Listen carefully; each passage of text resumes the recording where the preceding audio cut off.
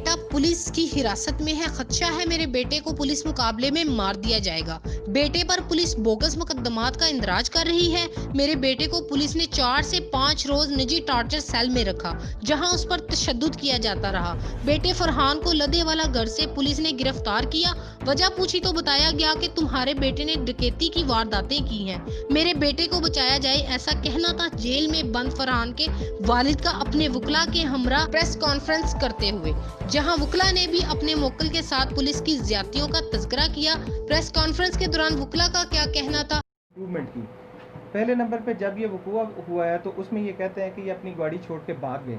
ठीक है, उसका इस गाड़ी का कोई जिक्र नहीं, कोई रजिस्ट्रेशन नंबर, कोई चेसी नंबर, कोई इंजन नंबर, इसमें कोई मेंशन नहीं है एफआईआर में।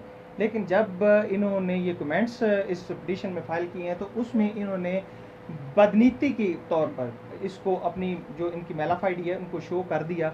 इन्होंने उस मोटरसाइकिल का नंबर जो है ना वो मेंशन कर दिया ताकि कल कला ये हमारे खिलाफ इस्तेमाल हो सके। That is a improvement. ये प्रोसिक्यूशन इम्प्रूवमेंट कर रही है ताकि कल कला हमारे खिलाफ इस्तेमाल हो सके।